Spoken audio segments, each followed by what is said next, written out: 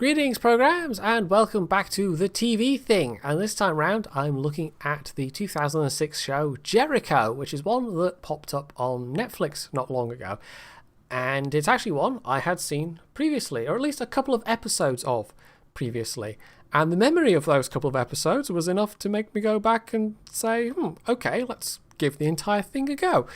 And the entire thing in this case isn't even quite 30 episodes because they got one full season and then they got a second season of 7 episodes. Because what happened was the numbers weren't good enough at the end of the first season, so CBS pulled the plug.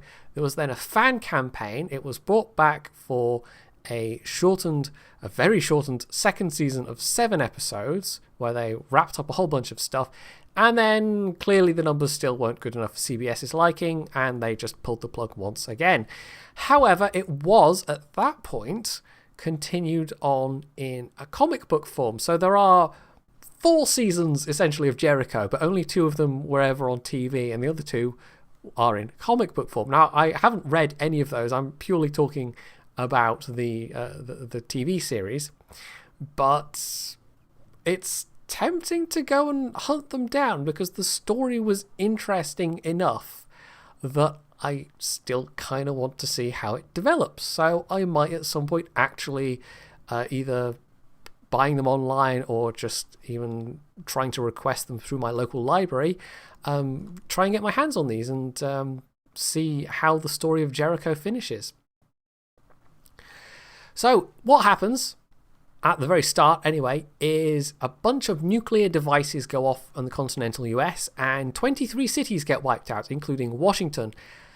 Essentially, it's supposed to be that the federal government gets more or less nobbled, the country is thrown into complete chaos, and everybody's just thrown on their own devices. And there's something very American about the story because they suddenly have to, like, it becomes almost kind of like a Wild West kind of thing. Like they're all suddenly, the only kind of law and order that they have is what they make themselves. And sometimes they end up having to do things that, in order to protect their friends and family, they end up having to do things that seem questionable sometimes. But at the same time, they're constantly asking themselves, is this, a particularly human thing to do? And that's kind of a weird way of putting it, but I mean, they try not to lose sight of their humanity. That's the way that's the thing I'm trying to get at. So there's this tension all throughout the first series in particular, because that is the real meat of the first series, is the citizens of Jericho trying to survive in this new and suddenly hostile world where the societal norms have completely broken down and everybody is basically out for themselves. And Jericho does it pretty well for the most part. And I think there's something a bit American about it, this notion of just making do yourself and everything you I'm trying to, I don't know how to put it without making it sound like it's something straight out of an Ayn Rand novel, but there's sort of a feeling of that vaguely, maybe that these people are not quite being, not suddenly devolving into being individualists, but some people certainly do. Some characters certainly do, and I think there's a nice touch of realism there, in that some people would be like that, and then others people would try and be a bit more noble and community minded. And there's a sort of tension there that does run throughout the first series of people saying, no, we have to do these things for ourselves, and other people saying, no, we have to think about our friends and family, and we have to think about even sometimes strangers that need our help. Even though we don't have a lot of resources. So, yeah, the first series really does go to some interesting places with that. And on the whole, I thought it was very, very solid. But at the same time, there's a strand all through the first series, and then it really blossoms in the truncated second series of finding out why this happened, who was responsible for it, this massive catastrophe that's befallen the country. And that focuses in on one particular character who we discover is actually quite intimately connected with the whole thing in ways that you... at first, it kind of...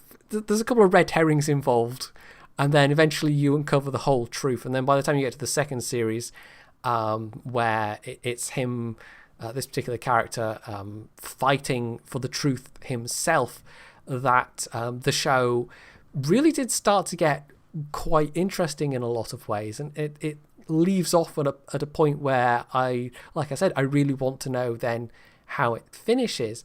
But the second series wasn't, even though it was only 7 episodes, it wasn't quite so solid. And maybe that's because it was only 7 episodes. And they obviously had this idea of how the conspiracy worked and who exactly was behind it and how it was going to play out. And then the network went, okay, we're giving you these 7 episodes. So they had to cram everything in there.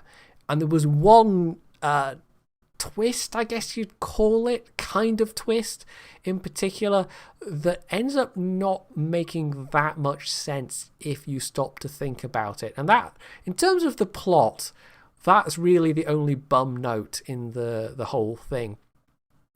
But otherwise, in terms of how it plays out, in terms of the writing of the show, it was fairly solid all the way through, and I really quite enjoyed it.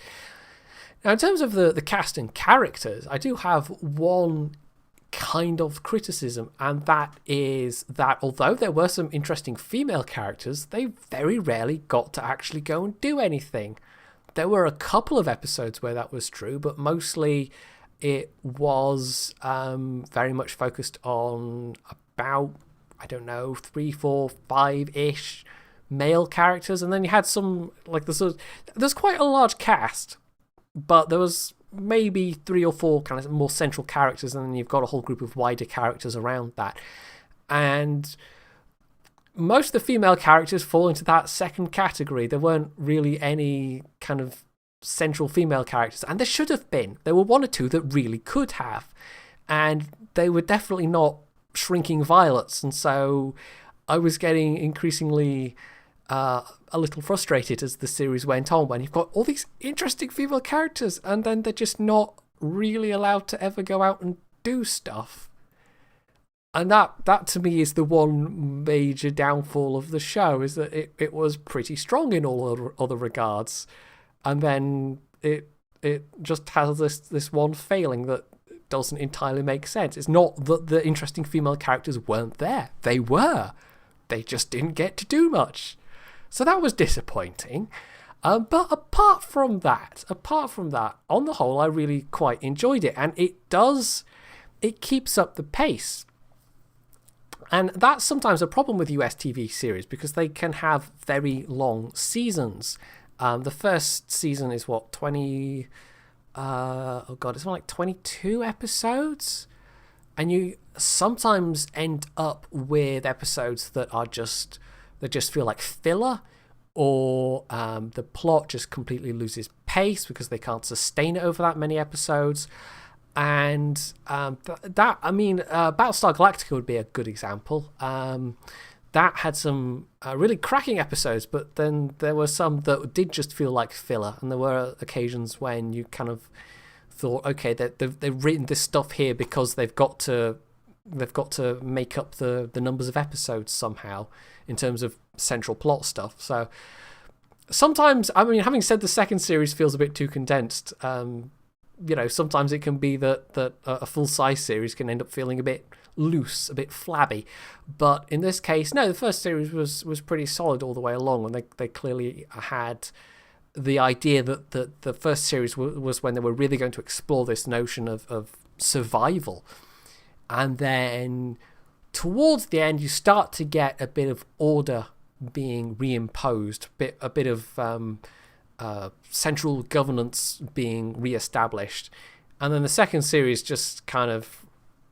Well, I can't really say much without giving it away, but it wraps things up very nicely and kind of serves as what I presume is a jumping off point for what I would guess is going to happen in the comics.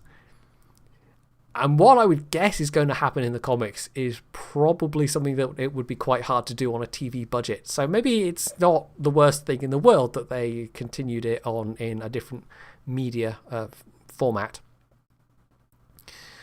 So, is there anything else to say about this, really? I had brief visions towards some... having just done John Wyndham novel, some of his...